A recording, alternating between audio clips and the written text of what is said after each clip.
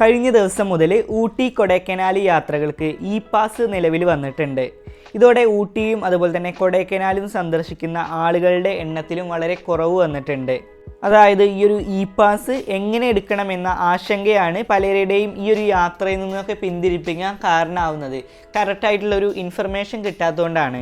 എന്നാൽ ഈ ഒരു ഇ-പാസ് ഓൺലൈൻ വഴി കൃത്യമായിട്ടുള്ള നമ്മളുടെ ഡീറ്റെയിൽസൊക്കെ കൊടുത്തിട്ട് നമുക്ക് എടുക്കാൻ പറ്റുമെന്ന് പറയുന്നുണ്ട്. ഈ ഒരു വീഡിയോയിൽ ഇതെങ്ങനെയാണ് ഈ ഒരു പാസ് എടുക്കുക എന്നുള്ളതിൻ്റെ ഫുൾ ഡീറ്റെയിൽസ് ഞാൻ പറഞ്ഞുതരാം. അതുകൊണ്ട് തന്നെ കറക്റ്റായിട്ടുള്ളൊരു ഇൻഫർമേഷൻ കിട്ടാൻ മുഴുവൻ വീഡിയോയും കാണാൻ ശ്രമിക്കുക. എന്താണെന്ന് നോക്കാം.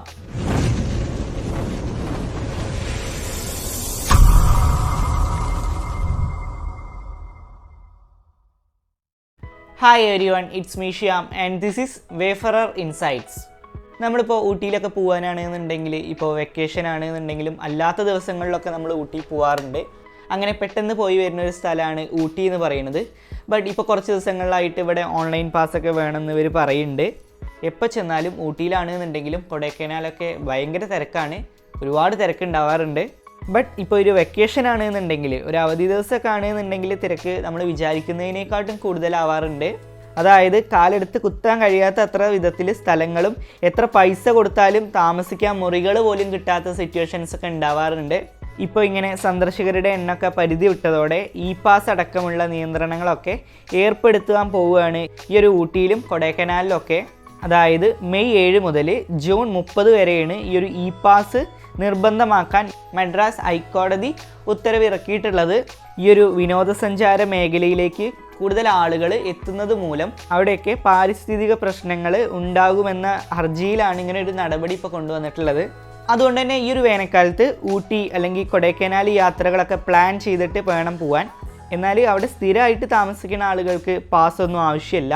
അതായത് ട്രാവലേഴ്സിൻ്റെ വാഹനങ്ങൾക്ക് മാത്രമാണ് ഈ ഒരു പാസ് നിർബന്ധമാക്കിയിട്ടുള്ളത്.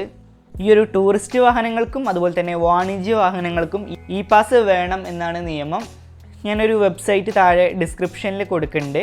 അതായത് epass.tnega.org എന്ന വെബ്സൈറ്റ് വഴിയാണ് ഊട്ടി അതുപോലെ തന്നെ കൊടൈക്കനാൽ എന്നിവിടങ്ങളിലേക്ക് പോകുന്നവർ ഈ ഒരു പാസിനായിട്ട് അപേക്ഷിക്കേണ്ടത്. അതിനായിട്ട് അപേക്ഷിക്കുന്ന ആളുടെ പേര്, അതുപോലെ തന്നെ വിലാസം, ഫോൺ നമ്പർ തുടങ്ങിയ വിവരങ്ങൾക്കൊപ്പം ഏത് വാഹനത്തിലാണ് പോകുന്നത്, അതുപോലെ തന്നെ എത്ര ദിവസം അവിടെ താമസിക്കുന്നുണ്ട്, അതുപോലുള്ള ഡീറ്റെയിൽസൊക്കെ നൽകണമെന്ന് ഇവർ പറയുന്നുണ്ട്. വിദേശ സഞ്ചാരികൾക്ക് അവരുടെ ഇമെയിൽ ID ഉപയോഗിച്ചിട്ട് രജിസ്റ്റർ ചെയ്യാൻ പറ്റുന്നവർ പറയുന്നുണ്ട്. ഒരു വാഹനത്തിന് ഒരു ഇ-പാസ് മതി. വാഹനത്തിൽ യാത്ര ചെയ്യുന്ന എല്ലാവരും ഇ-പാസ് എടുക്കേണ്ട ആവശ്യമൊന്നുമില്ല. ഒരു തവണ ഇ-പാസിന് രജിസ്റ്റർ ചെയ്തിട്ട് യാത്ര പൂർത്തിയാക്കിയ വാഹനത്തിന് വീണ്ടും ഊട്ടി അതുപോലെ തന്നെ കൊടൈക്കനാൽ എന്നിവിടങ്ങളിലേക്ക് പോകണമെങ്കിൽ വീണ്ടും ഇ-പാസ് എടുക്കണം എന്നിവർ പറയുന്നുണ്ട്. വെബ്സൈറ്റിൽ രജിസ്റ്റർ ചെയ്യുന്ന ടൂറിസ്റ്റ് വാഹനങ്ങളിലെയും അതുപോലെ തന്നെ വാണിജ്യ വാഹനങ്ങളിലെയും ഡ്രൈവർമാർക്ക് QR കോഡ് ലഭിക്കും കേട്ടോ, അവരുടെ മൊബൈൽ ഫോണിൽ ലഭിക്കും. അങ്ങനെ ഈ ഒരു എൻട്രൻസിൻ്റെ അവിടെ എത്തുമ്പോൾ ഈ ഒരു QR കോഡ് സ്കാൻ ചെയ്ത ശേഷമാവും കടത്തി വിടുക എന്ന് ഇവർ പറയുന്നുണ്ട്. ഈ പാസ് ഉള്ളവർക്ക് മാത്രമാണ് ഈ ഒരു ചെക്ക് പോസ്റ്റ് കടക്കാനുള്ള അനുമതി ലഭിക്കൂ എന്ന് ഇവർ പറയുന്നുണ്ട്. സംസ്ഥാന അതിർത്തിയിലും ജില്ലാ അതിർത്തികളിലും QR കോഡ് സ്കാൻ ചെയ്ത് മാത്രമേ കടത്തി വിടുള്ളൂ. ഈ പാസിന് ഫീസൊന്നും ഇല്ല കേട്ടോ. എന്നാൽ സർക്കാർ ബസ്സുകളിൽ ഊട്ടി കൊടൈക്കനാൽ യാത്ര പോകുന്നവർക്ക് ഈ പാസിൻ്റെ ആവശ്യമൊന്നുമില്ല. മാത്രമല്ല സർക്കാർ ബസ്സുകളിൽ നീലഗിരി ജില്ലയിലേക്ക് വരുന്നവർക്ക് ഇങ്ങനെ നിയന്ത്രണങ്ങളൊന്നും ഏർപ്പെടുത്തിയിട്ടില്ല എന്ന് ഇവർ പറയുന്നുണ്ട്.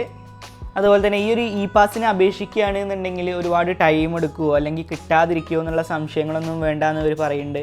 എല്ലാവർക്കും അപേക്ഷിക്കുന്ന എല്ലാവർക്കും ഈ ഒരു ഇ-പാസ് നിർബന്ധമായിട്ടും കിട്ടുമെന്ന് ഈ ഒരു കളക്ടർ പറഞ്ഞിട്ടുണ്ട്.